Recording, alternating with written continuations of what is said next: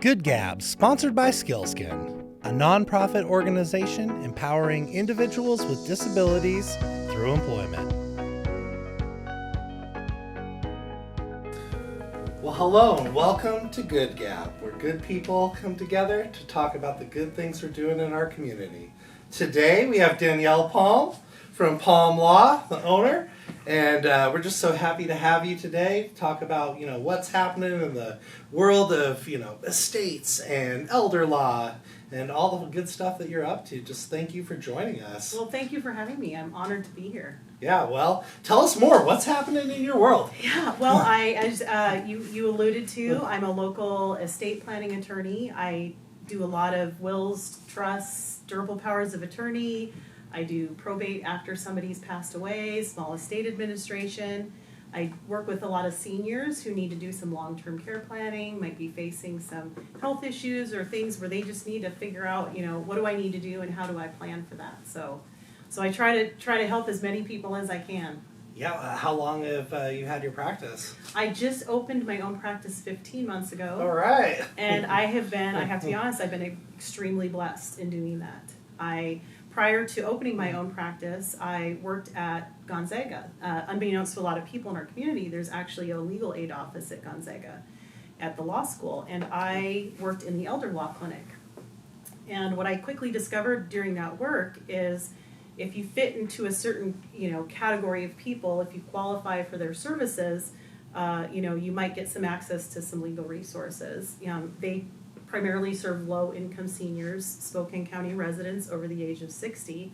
The problem is a lot of people don't necessarily fit in perfectly into that category, but they might not have the large amount of resources that they need to access attorneys. Sure. So my goal when I opened my practice was how can I address the gap? There's a gap of people who aren't getting served, they're not getting their answers or their questions answered. How can they get access to an attorney but not have it break the bank and not have it, be this whole rigmarole of just trying to get that access that I just feel like attorneys are pretty inaccessible sometimes. So I've built my practice around that. I try to, I charge lower rates than other attorneys charge. I do a lot of pro bono and low bono work in our area. Low bono being reduced fees. I love it. I try to work with people because I just don't want people to get missed. A lot of people, sometimes people just have a question and they don't know who to call and they need to ask an attorney and even just, being able to take somebody's phone call and answer that simple question for them can make a huge difference for them. And so I try to do as much of that as I possibly can. Danielle, what drives that for you? It's got to come from somewhere. Yeah, I love helping people. I like that I have a profession where I have a gift that I can share with the community. And, I spent a lot of money and a lot of time going to school to be able to do that. But I love that I have a profession that I can go to, enjoy the work, but also feel like I'm making a difference in people's lives every day. And not, sometimes it's just a small difference. Sometimes it's a significant difference. But I just really enjoy the gratitude and gratefulness that I get from clients. It just, I don't know, fills me with joy, and it makes me feel that what I'm doing, I'm really making a difference in our community, trying to at least. Well, shoot, yeah, I can imagine just, waking up and being able to do that. Yeah. You want more. Yeah, I really enjoy the work. I'm very fortunate. I've met, we have a pretty phenomenal community here in the Spokane area, and there's a lot of people who do want to help. They really want to give back. And so I think it's just a matter of connecting with those people, whether it's through volunteer work or organizations or legal aid offices or whatever it is, finding really people with the same mindset that we're all in this together, and we've got to try to figure out how to capture those people who might fall through the cracks otherwise. Well, being able to have access to the legal framework, it makes sense. And when we catch people, yes, then they don't have to fall too far, right? That's right. Yeah. Well, and the other thing I have found is that a lot of times people don't have problems in isolation. They might have a legal issue, but it overlaps with what would probably be historically more social work or some other area that isn't my expertise. But part of what I love doing is how can I help them with the legal problem that they need, And how can I also connect them with whatever other resources they need in our community in order to be successful? So one example is I have a client right now who suffers from mental health issues, developmentally disabled, and when he came to me, he had specific legal issues, but he was also homeless. So although it's not my job to necessarily to make sure that he's not homeless, I felt the need to try and help this person because he had fallen through the cracks. So I reached out to some local community members. I'm part of a wonderful organization called Senior Action Network of Eastern Washington. And I asked my fellow members, hey guys, weird ask, but I've got a question. I've got a homeless client. I don't know where to start. Homelessness in Spokane is such a huge issue right now. Wait lists for low-income housing are 2-3 years long. How can I help this guy? And immediately I had 3 people run up to me and say, I think I've got an answer for you, or I can help you. And incredibly, within 10 days, that gentleman had a roof over his head. Really? Yeah. So, Wow.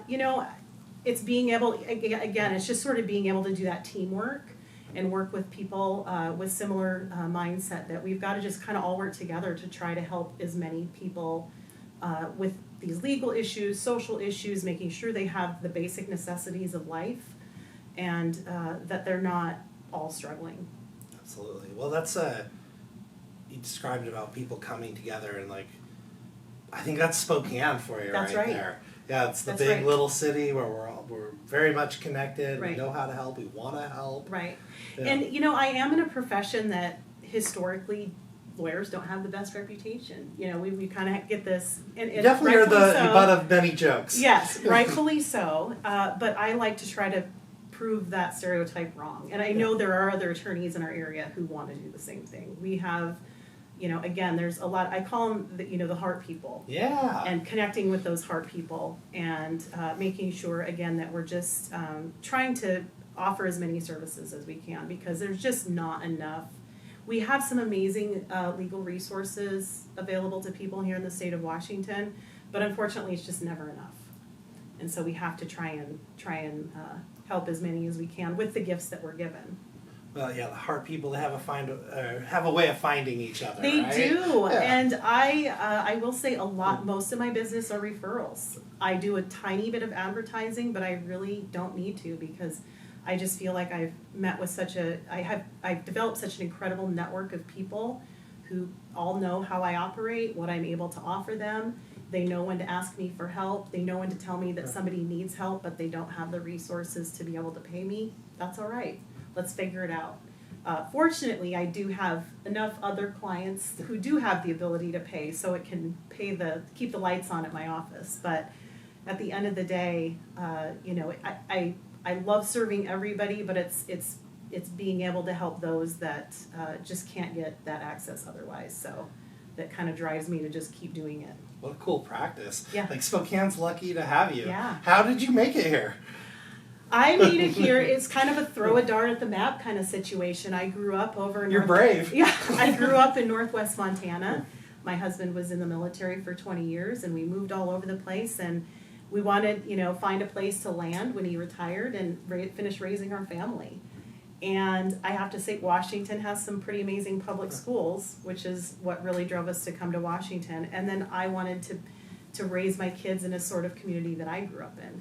So we picked Liberty Lake, and we just have completely fallen in love with this whole area, and I don't see us leaving ever. So I used to want to go back to Montana, but my opinion on that has changed. We really love it here, and we love the people here. Well, I'm glad to hear that because our community is better with you in it. Oh, thank you. Yeah, we just have. I do love everything that our Spokane community has to offer. The entertainment is great, and we've got good restaurants, but we've got, like you said, we've got good heart, good community is here. And although people don't always see eye to eye on some of the tough issues, I feel like at the end of the day, most people want the same things for people. Yeah, positive change, right? Yeah, Let's absolutely. move the needle. Yeah, I keep thinking about always hearkening back to right now. Spokane is really our homelessness is through the roof, and trying to figure out how to deal with that and how to handle that and how to get the help for for those people that they need in order to succeed. And so whatever we all need to do to try to help make that happen. I don't know what the solution is, but that's for other people to figure out. Totally, but it's just that point of being that things are solvable, right? Right. That's right. We're humans. We're creative. We can overcome a lot of things. Right. But if you just talk like it's not, you can't change it. Right. Well, you won't, right? Right. So absolutely, and it's just such a teamwork thing. That's the thing, is we have to all come in. We all have things to offer. It might be time. It might be money. It might be ideas. But whatever it is that we have to offer, we've got to bring it to the table. And I feel like people really do show up here. So I'm very proud to be part of it. And whatever I can do to be even a small piece of that, I want to do. So. Well, like as you describe as a team, I know, like in my volunteer work, I'm on the board of Spokane Catholic Housing Ventures, and we're building a lot of stuff. We're helping people, catch people as they become, not just necessarily homeless, but houseless, right. And trying to get them housed and helping people off the street get housed, and it's hard work. It is. And the people doing it on the front line, they're dedicated, and there's a magic about them that's like, when we come together as a team, we can solve this. Right, absolutely. And I think it's important, another one of my goals is to try to teach that to people as much as possible, not only our own families and children, but I have, again, the privilege of being able to, I teach at Gonzaga at the law school as an adjunct professor, and I love being able to impart on these upcoming attorneys why it's so important why it's so important to practice a certain way or to give back where you can. And we all have different goals, and we're all going to go into different areas of law, but that doesn't, it doesn't mean you can't give back in whatever way that you can. And some people do a little bit and some people will do a lot, but whatever you can give back makes a huge difference in people's lives. And absolutely. That cumulativeness, right? Yeah, absolutely. So I think teaching younger generation to, why it's so important that we have to, again, take the gift that we're given, which is whether it's education or financial or time, and be able to share that with other people is well, for me, it's vital to my happiness, and I know that it's contributed to my happiness, and I'd like to, impart on them that it really can make a huge difference in your own life to be able to share that with people. I'm curious. Tell us more about the young people that you're in front of, you're teaching. Like, do they have service in their blood? Like, yes, I think it's absolutely there. I just think they need to be shown how it can be done, because when we go to law school, a lot of it's academic based. We're learning about, from books about cases and case law and things dating back a couple hundred years to, law in England. I think that teaching them how to practice, how to take those skills and practice is absolutely vital. And a lot of times we don't get a lot of that in law school, and so. But what I found is when we do that, when I show them, I come in as a practitioner, not as a professional academic professor, but as somebody that's out in the field doing this day in and day out. They absolutely want to be part of that, and I think it's there. I think it's there. I'm hopeful. I'm hopeful too. Like in our world at Skillscan, when we're teaching like young managers, what it looks like to be in this workforce. I'm pretty happy to see this new generation of people coming up. I'm feeling like they're the heart people. Right. And we just have to help mold that and instill some of that service aspect. And show them how to do it. Yes. It's important for me. I try to share that with my own children. They see me doing these things. They see me volunteering. I bring them to the activities when, we're allowed, we do with Senior Action Network of Eastern Washington, we do an annual rake and run where we go to people's homes and who can't, rake their own yard, seniors who can't rake their own yard, so we rake their yard and we run, that's part of it. And having them be part of that and see why that makes such a huge difference. Raking somebody's leaves, being able to give that gift to them can be so huge for people. And it's just such a small thing. But as a group, it takes us 10 minutes to do.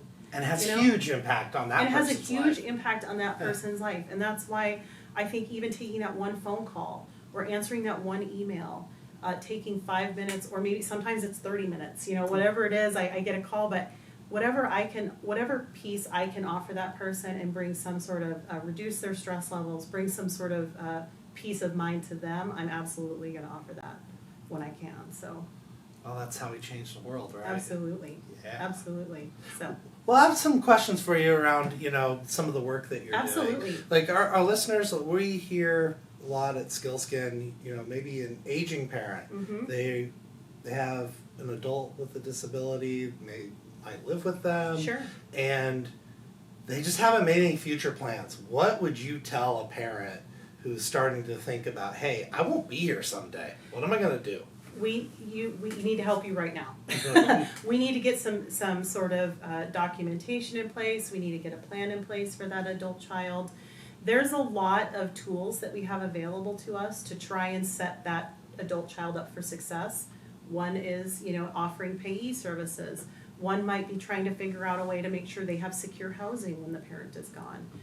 Getting the adult, if the adult child is able to execute durable powers of attorney, doing those so that somebody else could step in after mom or dad is gone and help them. So just making sure that we can do as much planning and preparation for that day when they aren't going to be there to help their adult child, so that the adult child has the best chance of succeeding out there in the world without them. And unfortunately, a lot of people wait until, they're really in advanced age before doing something. And, I guess it's good that they've been able to succeed with that situation for so long, but we always just want to make sure we're getting them the help that they need before it's too late and they're gone, and now this adult child is flailing out there, and we don't want that to happen because they've relied on that parent for so long, and now their parent's gone. So absolutely, planning is key. Not only, and it's sort of a misnomer that people think, well, I don't need to do any of this until I'm older. Right. I don't have a lot of money. I'm not old enough. We all think we're invincible, but the reality is that everybody needs to do this planning. Anybody 18 years and older needs to do some planning. And I don't care what your asset level is. I don't care what your family situation is. Everybody needs to do estate planning documents or some sort of planning.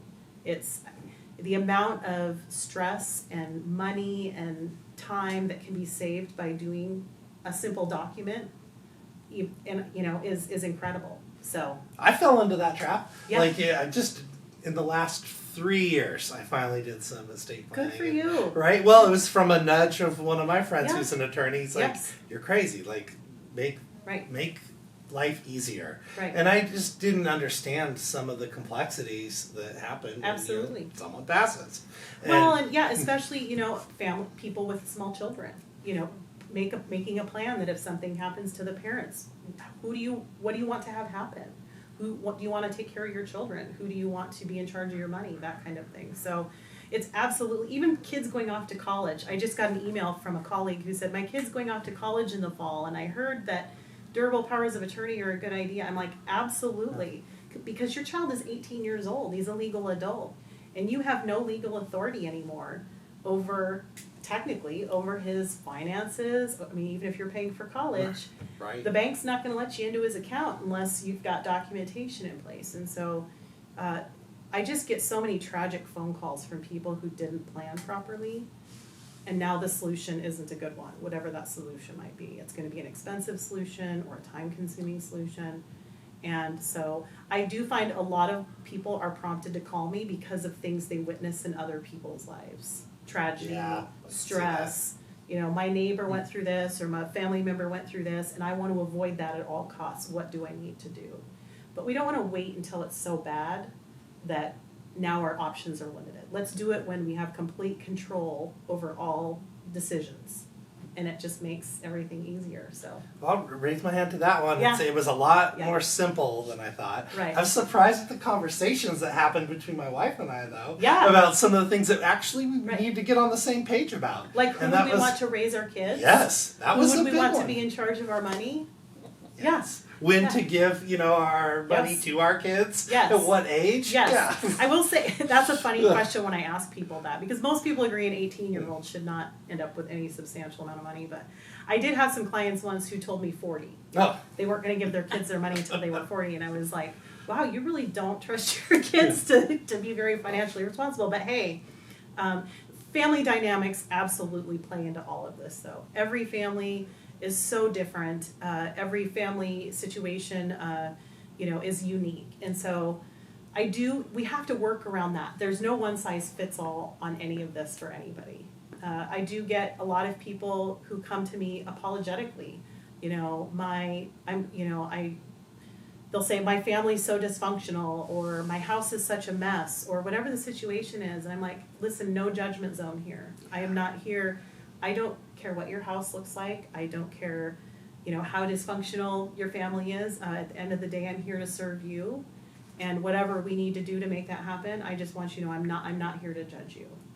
So, it's hard for people to, sometimes it's just people are embarrassed. It's hard for them to ask for help when they need it. But I recently had a woman call me wanting to set up an appointment with me, but she didn't realize my office was in Liberty Lake and they don't drive on the highway anymore.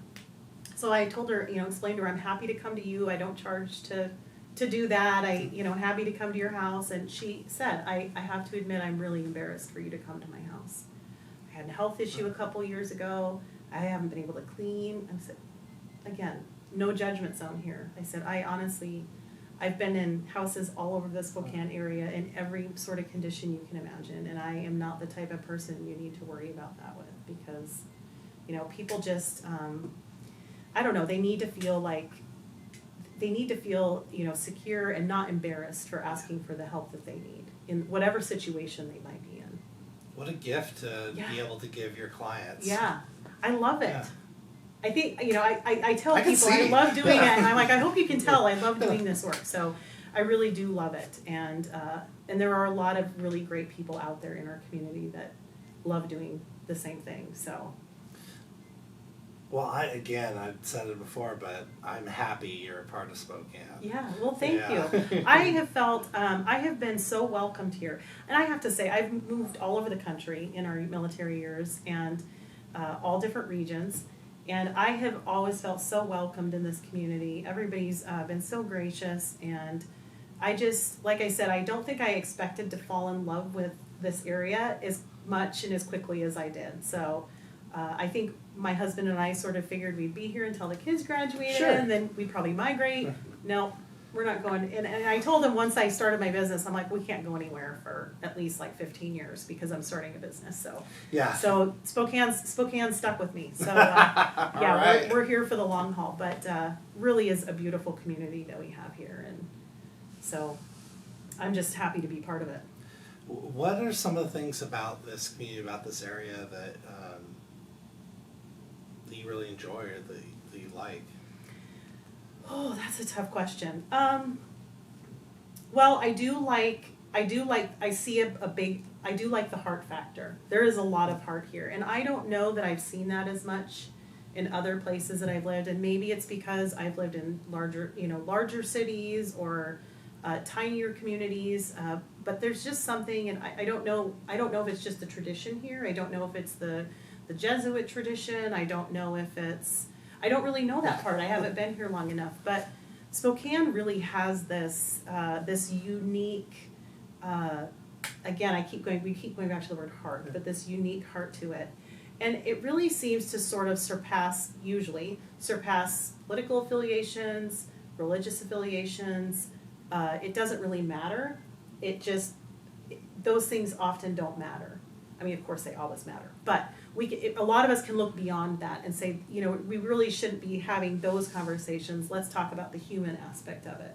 Let's talk about, Camp Hope. Let's talk about what that looks like. What does that look like practically every day for those folks that are having to live down there? And so I do like that part. I feel like overall I have felt very welcomed to the community here. People don't care where I'm from. Whether I've lived here forever. Unfortunately, I don't know if it's unfortunate, but I think a lot of people see that welcome sign when it comes to Spokane. So we've got this migration of folks moving in and driving our housing prices up like through the No roof, doubt. making it even more difficult for low-income folks to find housing and secure housing that way. But I don't know, there's just something, it's hard to put my finger on it, but there's just something pretty magical about this place.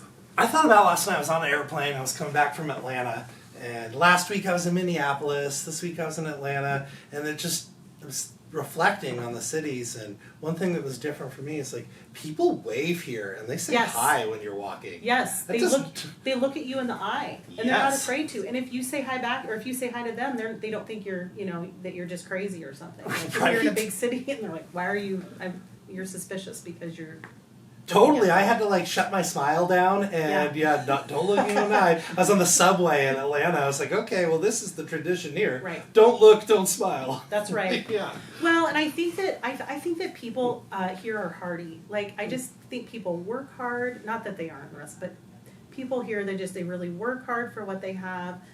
They save their whole lives and they just try to. There's just a really strong history here. I've really enjoyed slowly starting to learn about that history, and we have some great local authors that Yes. will share that history with us in their books, and it's really cool to learn about Spokane. There's a lot of things have been going on here for a long time. When I was growing up, Spokane was the big city. When I grew up in a small town in Montana, it was like. It was the big city. This is where you come to shop. Yeah, all the rich kids got to come and do school clothes shopping in Spokane and, do that. But, or, if you needed good medical care, you had to come to Spokane. It's just a great place, and it's exploding, obviously. And so, hopefully we can make room for everybody and it doesn't start getting too crowded, but. Well, I hope so, because, what we have here, I just want to, keep changing the world. I know. Yeah, it is a really great place, though. And I think, on top of, we just have so much access to some beautiful, scenery and hiking and fishing and skiing and all the fun recreational stuff, too. And you can kind of go in any direction. And within 20 to 30 minutes, you're somewhere, you're in the middle of nowhere. So. And beautiful, generally. Absolutely. Yeah.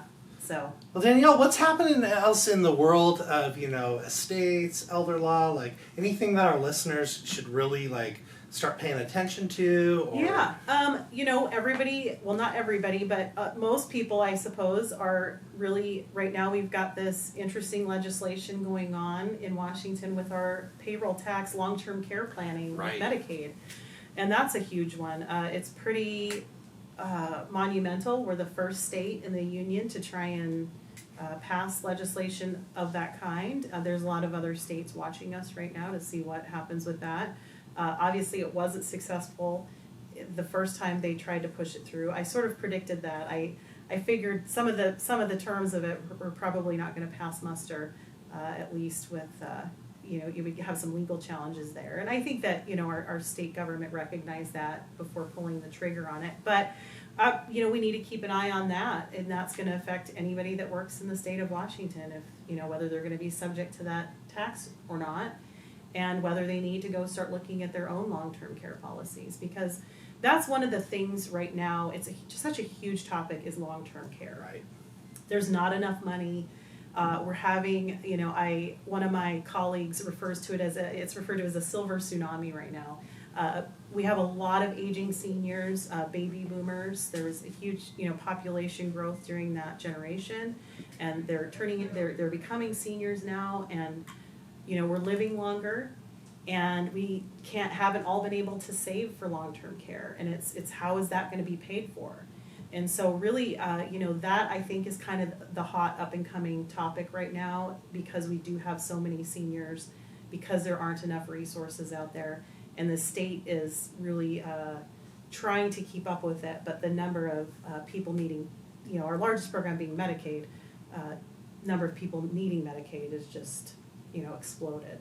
And so making sure that people understand the rules of Medicaid. A lot of people, that's probably the most common questions I get are around Medicaid rules. and how it works, and everybody thinks, oh, the state's going to come and take my house, or the state's going to come and take this, and I enjoy trying to educate people on, that's not quite how it works, but let me explain to you how it does work so that you can plan for that, because as much as the more advanced planning we can do in that realm, the better, especially when people have finite amount of resources, they've retired, and they're like, okay, this has to last me for the rest of my life.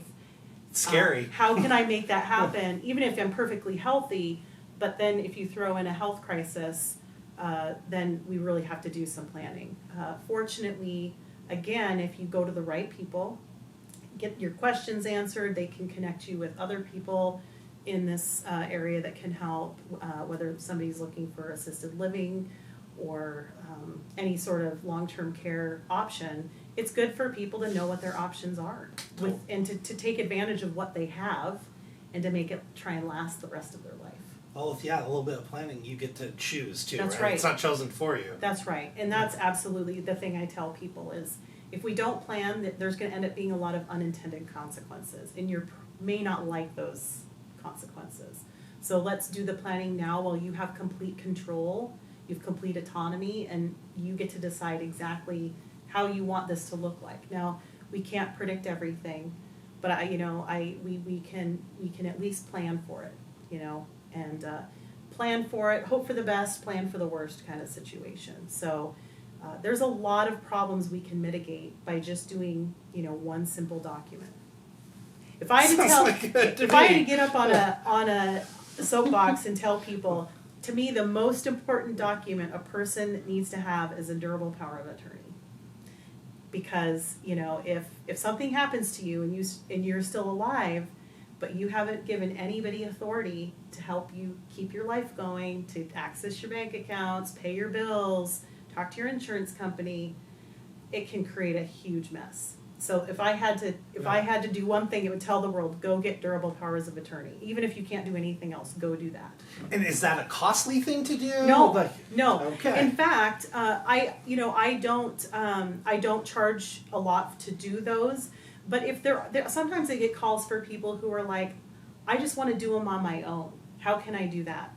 I do not love, I don't love legal forms online, but Washington does provide us. Washington's such a great state in so many ways. We have some really good, Northwest Justice Project actually is one of our largest legal aid providers throughout the state. And they've created this beautiful website called WashingtonLawHelp.org. And that website has so many great forms on there, free forms. So, and what they've done is they've partnered with Seattle University Law School, and they've created forms. So they've created durable powers of attorney that will work perfectly as needed. And so when people call me and say, I don't want to come to a lawyer at all, please just tell me where can I get these forms, I tell them, okay, absolutely, I respect your decision. I don't trust online forms, except I do know these are good forms to use. So it doesn't have to be an expensive endeavor. So yeah, if you need a little bit more hand holding, yes. you can engage with an attorney like Absolutely. yourself. It's Absolutely. not expensive. Absolutely. And sometimes I do, and again, I do a lot of lo bono work, so, I love that term, by the way. Yeah, isn't that a great term? Yes. People are like, what does that mean? Are you on a sliding scale? I might, sometimes I have an honest conversation with a client. I'll say, they'll say, well, I don't expect this for free, but I can't afford X. And I'll say, well, what can you afford? What are you able to pay? And because I think people genuinely want to pay, they want to participate in that way, if they can. And so I work with people on that, and I don't want cost to ever be a barrier between somebody getting the help that they need or not. And so there's been times where I will, I don't know, sometimes I'll go and I listen to my gut a lot. So, I'll meet with a client and we'll talk about a fee, and then there's just something that tells me, no, this one you just need to give them, because they need the help. They need that extra, because even a couple $100 can be so huge to somebody. It makes is such a significant amount of money in their life. When you think The average, somebody on SSI, they live on $800 a month. Right. That's for everything in their life. So if I'm charging them a couple $100 to do any amount of work, I've just taken, a quarter of what they bring in for the month. I can't do that. I can't do that. So, and I won't do that. Well, that's incredible. Yeah. I know that's a bone that I have to pick, in the SSI world or disability, SSI. You can only work so many hours before your benefits start to go away. And it just blows my mind. I wish, I'd really like to see a change in that world.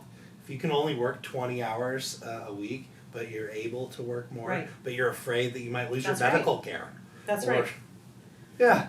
I feel like there's a lot of misconceptions about SSI and people who aren't able to work and disability. And I worked in this area of law long enough to realize that those are not easy programs to get qualified for. Right. They don't make it easy. It's not something you can just fill out a form and they're going to start sending you a check. It's incredibly difficult to do. The state, they don't give it to you unless you need it.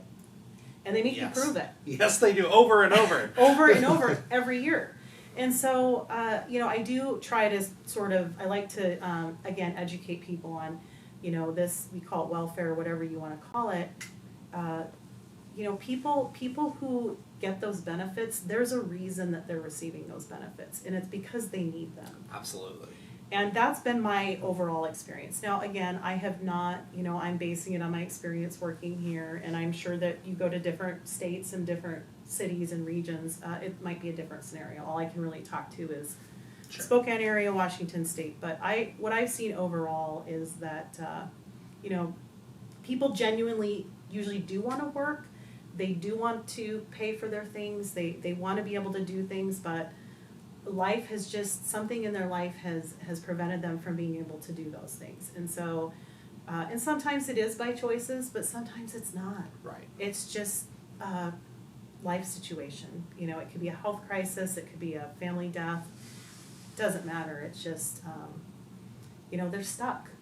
And it hurts my heart when they start to feel hopeless. Like there's nothing they can do, and they're in this, just this wheel of hopelessness. And I like to be able to pull them out of that, even just for a moment, of it's not hopeless. There is a solution. Sometimes I can offer a solution, sometimes I can't. But sometimes people just want to know, right? They just want to know. So it's being able to answer those questions for them that can make a world of difference. That's how I feel, in my work is just being able to, what a job brings to someone. Right. It's more than just money. Right. It's community, it's belonging. It's camaraderie. Purpose. Yeah. Camaraderie, absolutely. yes. It is, having friends. I mean, some of my clients are incredibly lonely. They don't have a huge network, social network or family network around them. And so even, having those opportunities to just engage with other humans. Right, that's a base level of humanity. Yeah. We need each other. We need that engagement. Yeah. Even hugs. People need hugs. I find so many clients who go to shake my hand, and I'll always shake a hand, but there's just certain ones I'm like, do you need a hug? Like, can I give you a hug? Because I feel like we really missed out on that. I mean, people need it anyway, and then we missed out on it because of the pandemic. We weren't allowed to touch for 2 years. So now we can hug again, or some people can hug. And I love being able to just give them that human contact, because a lot of them live in isolation, or again, they don't get that. And sometimes a hug can make a huge difference in somebody's life. Well, you've heard it here, everyone. A hug can change the world. A hug can change and I the believe world. it. I believe that. I know. I love hugs. I love good hugs. You're like my cousin. Yeah, yes, I know. I feel the same. I know. Yeah, I think that human touch really can make a huge difference to somebody. Well, Danielle, just really appreciate you being here. Any parting thoughts for our listeners? I just encourage people to plan. Start thinking about these things. If you're not sure what you need, call me or call a lawyer, or even start doing some online research, whatever your comfortable medium is. Just ask those questions, figure those things out, because planning can do, like I said earlier, it can just save an immense amount of stress later in your life. And so it's good for everybody. And like I said, asset level doesn't matter, age doesn't matter. I really think it's important for everybody to think about these things that are often difficult questions. We don't want to talk about death and naturally incapacity and all those things, but we have to, because that's one guarantee, is that we're all going to die at some point. So we do want to plan for that and try to give that gift to ourselves and to our families, so that they don't have to deal with whatever mess we might leave them with. So. Well, thank you so much. This is so enlightening. Thank you. Yeah, Thank you for having me. Yeah, I appreciate it. You guys are awesome. Yeah, well, and thanks to our sponsor, Skillskin. We appreciate what they do for us and in our community. Absolutely. Yeah, helping adults with disabilities find employment, and absolutely. Yeah, it's a good world. It is a good world. Thanks, Danielle. I appreciate you having me. Thank you. All right.